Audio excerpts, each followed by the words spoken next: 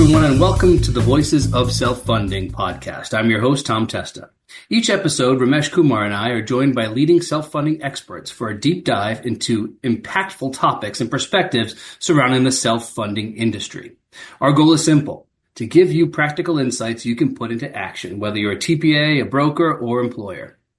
Today's episode of Voices of Self-Funding is sponsored by WLT Software, a multi-generational family-owned leader in custom claims and benefit administration solutions. For nearly 50 years, WLT has supported the industry with advanced benefits administration and claims adjudication systems for insurance companies, government employee plans, TPAs, cost containment companies, and self-administered groups. With a mission to deliver comprehensive automated solutions, WLT is committed to continuous staff development and system improvement, ensuring they exceed client expectations and remain the clear choice for benefit administration in a rapidly evolving marketplace. Well, joining me today is Matt Ohrt. Matt is the National Executive Director of the Free Market Medical Association. Over his 25-year career, Matt has been a driving force in employer-led healthcare reform, co-founding initiatives like Self-Fund Health, and publishing several books on fixing your healthcare system. Matt, welcome to Voices of Self-Funding. Thank you, Tom. I've been looking forward to this discussion. No, it's good to have you here, Matt. A lot to cover here. I want to really just dive right in, if it's okay with you. Would love to start with you. You've had a 25-year career, as I just mentioned, in HR leadership, and I've also been deeply involved in healthcare reform. What drives your passion? That's what I want you to talk to our audience about. What drives your passion for healthcare transformation? So I'm just short of 25 years as an HR leader. I viewed my role as responsible for the people that I was tasked to lead, right? And going into, over that time, hundreds of enrollment meetings, which we all know how fun they are. And I observed many things. I observed that even myself at times, right, as I was growing in my career, I felt powerless. I felt like you go into the meeting, how bad's the news? How much of my raise is gone? They all listen for the premium. It's a pretty boring topic, I think, within companies, as viewed as a boring topic, as benefits. So it's like, how bad is it going to be? And I just want to get on with my day and we'll move on. But as I grew in my career, as I grew in more influence and where I could make decisions and maybe have a chance at fixing these things, I took on the responsibility to say, I don't want to come in here and be the bearer of bad news. I actually we're going to try some things. I think we all recognize there's an issue, and I'm going to be a voice for the voiceless. I'm going to be an influence for those that have no influence, and let's see what we can do. And we know what we've got, so we know what we're going to get if we do nothing. We might as well try some things to make this better. Yeah, no, that's great. Was there anything in a personal experience front that helped spark this for you, this passion? Yeah, I've talked to lots of groups, everywhere all the time it feels. But I talked to a group, it was like 100 HR people one time about a year ago. And somehow it came up, but I was telling my story and I said, how many actually think benefits, as it's called internally, which healthcare is really the big issue within benefits, the rest are doing for the most part okay, but how many actually enjoy this topic and find this fun? And I think 2 hands went up. And that was always my view too, right? I don't really like the news, but it's also a really boring topic. And something happened when I started in 2016 as the VP of HR at Merrill Steel. That's how I entered the role. Benefits are there and they're important, don't get me wrong, right? But they're just a dry topic and it's so confusing and so complex. Within the first week or two, the owners approached me with second-gen ownership, 2 brothers and a sister, and they said, we're already self-funded, by the way, so we can talk about that misunderstandings about self-funding. But we're already self-funded, but we've been going up 9 to 10% per year for the last 5 years, and we see this as a dangerous trend. We have still a pretty good health plan, but we don't want it to unravel and get worse. Is there anything, Matt, that you can help us with on that? That was like the magic question that I'm not sure I can even fully explain it, but I wanted to obviously please the new owners, and I had just started this role, and I just started talking to a lot of people and picking their brains, as everyone says to me all the time. Let me pick your brain, Matt. But I must have talked to 50 people over this next few months, and I was searching online and so forth, and I don't know exactly why, but I became passionate about this topic, a topic that I really didn't think was very fun before. And I think maybe the passion came from, I think I might know how to fix this. I learned from a lot of people that had done different pieces, and I'd worked at Toyota in the past, and I'd learned that even there, world famous method was really an accumulation of best practices. And they stole shamelessly, right? They stole from Ford, they stole from GM, they stole ideas from the grocery store. And I had things going in my mind of how we might fix this. Now that could be fun, right? We could make a very boring topic fun if we could help a lot of people. Yeah, no, that's great. And certainly does help a lot of people because it seems to be when benefits change or that's when they really start to impact. So talk about self-funding a little bit and its impact on your day-to-day stuff. Yeah. Self-funding, I think, is maybe misunderstood a little bit. And I used to hear the phrase, maybe still do on occasion, we tried self-funding, but it didn't work for us and we had to go back. Now, that could have been broker influence and could have been incentive or misaligned compensation as well. But I always like to break down a self-funded health plan in that, in its simplest form, it's how you're funding the plan is one discussion, right? There's 2 or 3 or 4 ways there. And then how is your spend, or what's reflective of what I would call a medical strategy? How are you spending the money? The issue almost always, and seems to be the forgotten topic, is how we're spending, right? We see all sorts of even government influence in programs. We're giving ACA, for instance, which was labeled the Affordable Care Act, was really the Accessible Care Act. It was successful in giving a lot more people coverage. It really did nothing about affordability. In fact, it got much worse after that. So until we look at how much we're spending for healthcare, and specifically the healthcare services that we're buying. Healthcare is a transaction between a buyer and seller, a patient and a doctor. And when we start looking at it that way, we can really start to see the light. That's great. Matt, I want to just switch gears for 1 second. We know you've led companies through remarkable healthcare cost-saving initiatives. You just talked about that, what you did since 2016, I believe you said. And you're also the author of Save Your Company, Don't Feed the Beast. What first sparked your commitment to fixing employer healthcare? I know we just talked about a little bit, like the passion, you talked about that group of 100 HR folks, but what really sparked your commitment and then ultimately led to you authoring that book as well? I think that the answer is multi-factor. I'll give you maybe 2 or 3 of those that really kept me going in this journey. One is the owner request, which I've mentioned, right, of what can we do? And then I started to interact. I met a DPC doctor that we actually brought on. He inspired me and taught me. And then I made a trip down to the Surgery Center of Oklahoma to meet Keith Smith and his co-founder, Steve, at the time. And Keith also happens to be the co-founder of the FMMA with Jay Kempton. But I went and they gave me a tour. Steve actually came in on his day off and they were spending 2 hours. I mean, just the generosity, which I've heard over and over again as they do. But I started to learn about the concepts. I'd always been aware of free market concepts, but I started to learn how it was impacting healthcare and maybe some of the things we could do to free that up. So it was the ride home. I started to get very excited. This was like a 10-hour drive, right? Lots of windshield time to think about it. And I started to see how all these pieces can fit together and actually how we can overcome the monopoly and actually break open a free market. Then I had this picture in my mind, and that's when I got really excited. Now, a couple of years after that, I was actually run over by a tractor. Now, if you've read, and that was the final straw, or maybe the final fuel, if you will. As in physically run, I didn't mean to just want that to gloss over. Run over by an actual farm tractor.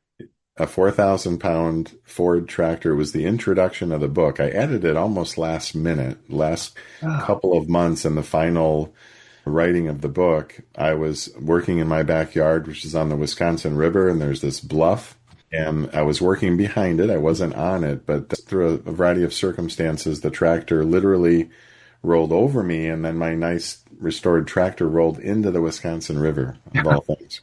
A little embarrassing, really. And then I had a bad ER experience, and I had a bad billing experience, and of course, lots of pain. But that really was the fuel for my fire as I went forward. I ended up replacing all of my plan partners after that.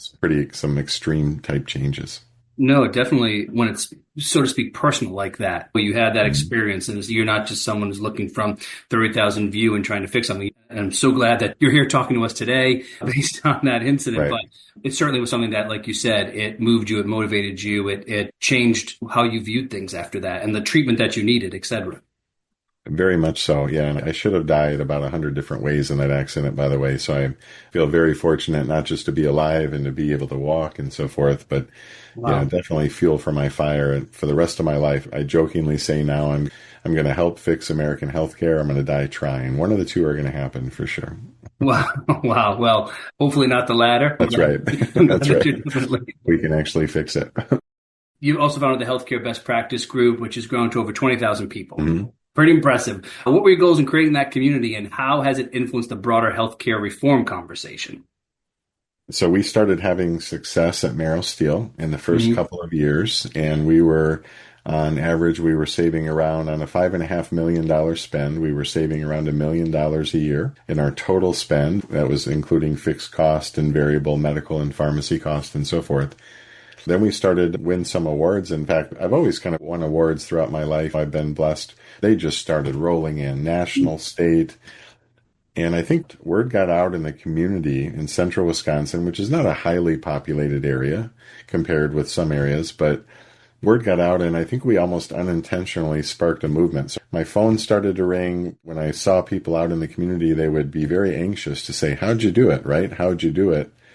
And the joke was, "What are you doing the next 4 hours?" Because I'd love to tell you in 5 minutes, but I can't. It's just too many parts and pieces.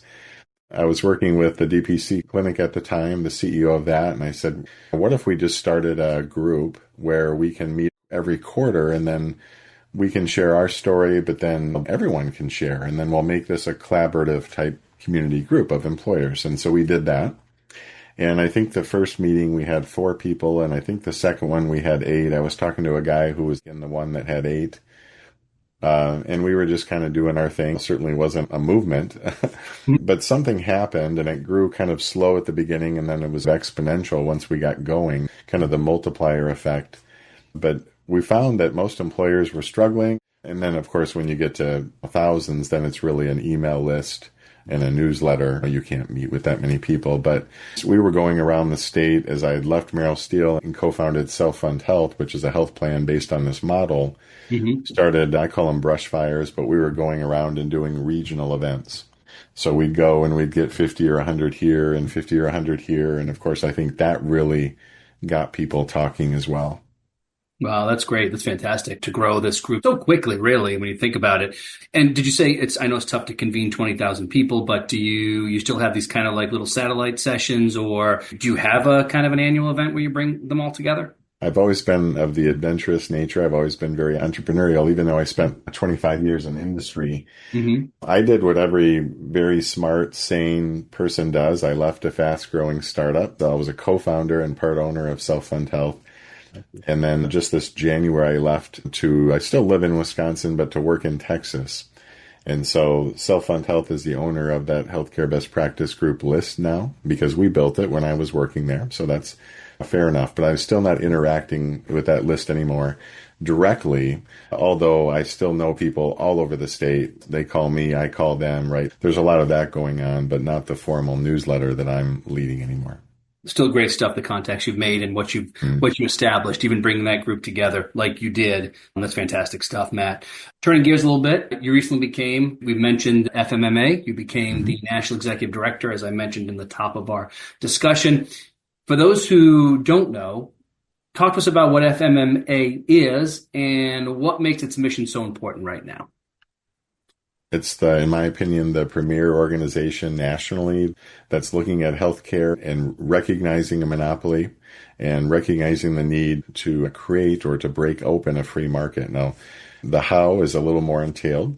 If you had informed discussions most can understand, if there was one restaurant in town, right, you have buyers and sellers in a normal free market, right? So the seller's the restaurant, the buyer is the consumer. If you have one restaurant in town, what happens if you tell them their prices are too much? Or what happens if you tell them their food's too cold or their waiter was rude? Maybe at first they care, but right, if you're the only one and you're still filling up the tables, there's really not this natural, what we call FME or free market economics happening. And so what we need for a free market is healthy competition. And the solution to that is not to go and try to fix that restaurant's problems because they're getting wealthy, their tables are full, and they're not motivated to change anything, which is exactly what we see with the healthcare industrial complex today. However, if 5 new restaurant owners come in and start restaurants in that town, some very interesting things happen. Now we have healthy competition, which drives quality up, costs down, service high. And we have some very natural things happening that if that one restaurant that had the monopoly now doesn't improve, they might not be around. And that's the kind of environment that we want, right? We want healthy, natural competition. But when there's a monopoly, all that kind of fades away and the buyers end up suffering greatly while the sellers smile and get wealthy. Matt, from where you're sitting, how is that competition going? Are there folks trying to break into that, be competitive, be the other restaurant down the street, so to speak? Yeah, great question. I think there's a lot happening in a variety of states. What we were able to do in Wisconsin, I think, is maybe a model for many of the states what we can do. In that if we look back, for instance, there was an article in a Madison paper that said in 2020 we had 15 DPC or direct primary care clinics. So we call this direct care. Outside of the traditional insurance realm, these are doctors that are just as frustrated in the hospitals with 3,000 patients, and they leave and start their own clinic and they'll have 5,000 patient panels, which is really what it should be, more manageable. And so we had 15 of those in 2020. As I was out with Self-Fund Health, and then we were doing the regional brush fire events and so forth, and supporting these docs, putting them in the newsletter, all for free, supporting this growth and this movement, we went from 15 to 140 to where we are today. That's how fast it happened. And then specialty care, just the same. So we'd say surgery centers, hospitals need competition on orthosurgery and general surgery and imaging and oncology and cardiology and so forth, the other specialties. And so then specialty docs jumped in and started opening practices there. And so today in Wisconsin, we have alternatives for 90 to 95% of all types of care. And then we played that restaurant game, but we did it in a more complex healthcare environment. So I would say we're certainly not there yet. And then the Self-Fund Health goes around the state and other health plans. They can transform the health plans to make those direct care medical practices at least available or in network instead of this out of network thing that the network is really a wall for the monopoly. The network itself does not help us. The prices are not cheaper. We don't need a network to buy a TV or a car or to go to a restaurant, and we shouldn't need a network for healthcare, but that is the reality still today. You would also think with more options, let's call it, and please correct me, I don't want to assume I know anything as brilliant as you are, but more options would also, you'd think, help with some of the other factors we see in healthcare: cost, physician burnout, things like that too, right? So I would assume. Yeah, you got it. You got it, Tom. The interesting thing about free market economics, and we may not call it that, but these are all skills that employers already have, and these are skills that we already have. And I would make an argument that Americans are among the best value shoppers out there, right? That we can unconsciously go and we shop for a car, or we shop at the grocery store and the eggs are this price. That's probably not the best example. Eggs are high, right? But we look at all the things we buy and we say, what's the price down the road? What's the price at all the other stores? Is it fair? If not, I walk away. So I'm not trapped in these network walls. But these are all concepts that we all understand. The interesting thing is, why have we not applied them to healthcare? Why is healthcare somehow different? And so big insurance has really got us in this game where we look at the card and we say, here's my part, but I never look at the total price. And that's not a game that really is winnable for the employer, because this year's claims turn into next year's big premium increase. So when we overspend for healthcare, when we spend $5,000 on an MRI that we should spend $500 down the road, or we spend $100,000 for a surgery that we should have spent $20,000, our premiums explode, and that's exactly what's happening with employers. So FMMA, the great work you're doing. If someone listening today wanted to get involved, what does becoming a member look like, and what value can they expect from joining the FMMA community? Yeah, I think the FMMA is growing, and I think we're really in a position to make an even bigger splash in years to come. I'm certainly resting on the great history of the FMMA. I've been a chapter leader for many years for Wisconsin, but such a great history and such adherence to the core values. We call them pillars. And so that's one thing that we don't want to see our values fade in any way. We want to stick to our guns and who we are and without compromise. But the FMMA is made up of physicians, it's made up of employers, it's made up of all those who swim in the self-funding pond and many others. And really a mix, a melting pot or a mixing pot of all those who really want to make healthcare better in America and who are tired of the monopolistic games, being trapped in a situation where they don't tell us the price, but we have to shop there anyway. That's just not a way we Americans are wired. And so we're doing something about it. That's amazing. And also, Matt, I want to make sure you talk about, I give a plug to, you have an annual conference that's hosted. Am I correct on that? And details on that, dates, maybe some of the topics you may know about? Yeah, I think that's been the history of the FMMA. It's one of my favorite parts of being a member and a former chapter leader is that you develop a lot of relationships, right? And just this learning experience, you get to hear from physicians and employers and advisors and all sorts of others. So we are doing something interesting this year. While the annual conference has been kind of a tradition, there is going to be a slight pause. Our next one will be in early 27, in February of 2027, which is not too far away. We'll blink and it'll be here. But that will be the next one. I think it's going to be a pretty good one because we're reflecting on all the history, and I'm really excited about that one. So that is the next one. That's excellent. Excellent. So 2027, the next event. Got a little more time left with you. I want to talk about a little bit beyond your FMMA leadership. You certainly have no shortage of stuff going on your plate right now. Talk a little bit more about Rise Up. I don't think we talked a little bit about that earlier and how that project fits into the bigger picture of employer-driven and direct care solutions. Yeah, that's something I'm very excited about. We're building a health plan in Texas that's modeled very similar to what I did at Merrill Steel and Self-Fund Health. It's a real-time data. It's sustainable. And I don't know how I'm viewed. I guess I get a lot of feedback, but I can tell you this. And just if you're feeling like, I don't understand all this stuff, Matt's special, you're probably not thinking that. But if you were, just in case, I'm not. I'm a farm boy from Iowa. And one of my favorite quotes that I actually came across in the last year is from Annie Oakley. She said, "For me, sitting still is harder than any kind of work." And that's, for whatever reason, kind of how I'm wired. Please don't ever see me that way. Please just see me as someone who cares and who doesn't sit still very well. So I get a little antsy and I do a lot of things. But yeah, the Rise Up health plan, this is kind of my third time around of building a health plan. What better place to do it than Texas, where there's already a culture of independence? We jokingly say the country of Texas. There's 30 million people there. They are not afraid to be Americans. They're not afraid to try new things. And there's already a plethora of direct care there, both on the primary care side and on the specialty side. So we have a bit of a leg up. In Wisconsin, most of that didn't exist. The doctors had to jump in and do that. Texas has a huge jump start, and I'm pretty excited about that. We'll be launching in early next year for a plan that's sustainable, affordable, and it's really it's bolstered on direct care. So direct primary care, which is about 80% of the care and 20% of the cost, and then building in a community of direct specialty care. So these independent surgery centers and so forth, imaging and all of that, that's about 20% of the care, but about 80% of the cost for employers.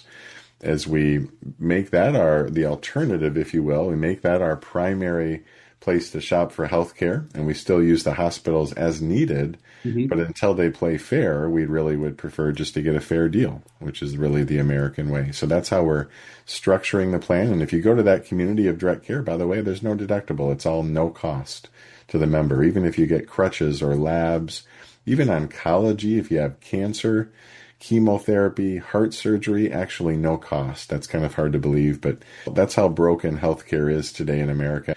And we can offer it at no cost, and the plan can still save, and we can manage those premiums year to year. I'd mentioned Merrill Steel having the premiums. Merrill Steel is still at the same premiums under this model that they were in 2016. And I don't think too many companies can say that. So that's a testament to how this model can work. Wow. No, Matt, that's great stuff. And best of luck to you next year with the launch of Rise Up Health. That's fantastic. We'll have to stay in touch and maybe have you on again to talk about that. Some exciting stuff you're doing. That's great. That'd be great. Before you go, Matt, I have one more question for you, and I want you to get your crystal ball out here. I'd love for you to talk about what you see that lies ahead, some of the big factors or changes that may lie ahead for the self-funding industry over the next 6 to 12 months. What are you seeing? There's two parts of a healthcare transaction that are actually needed.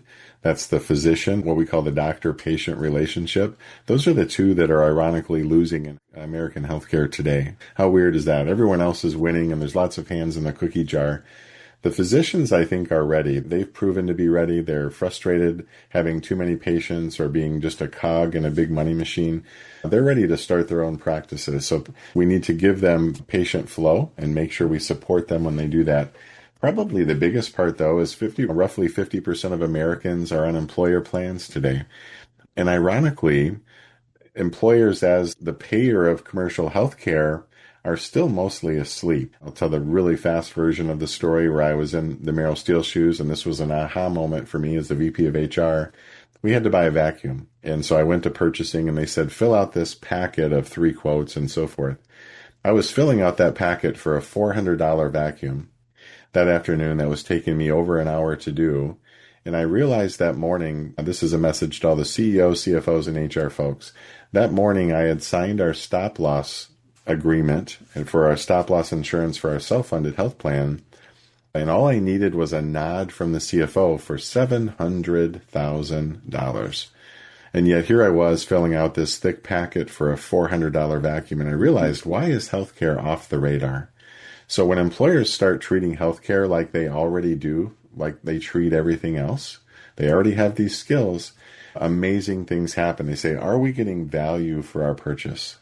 When they start asking those questions, and where are all of our dollars actually going? There's a statistic that 27% of our healthcare dollars actually make it to the caregivers, which reveals a lot of wasted money. So when employers can recognize that, we will be in good shape. Wow. That's great stuff, Matt. Matt, I have absolutely enjoyed this conversation today. Thank you so much for joining us on the Voices of Self-Funding. Yeah, thanks for having me. It was a great discussion. If you'd like more information on the Free Market Medical Association, visit their website at FMMA.org. You can also connect with Matt on LinkedIn. That's all the time we have for today's episode of Voices of Self-Funding. This program is brought to you by the Healthcare Administrators Association. For over 40 years, HCAA has supported third-party administrators and the self-insured employer industry through unmatched educational opportunities led by industry experts.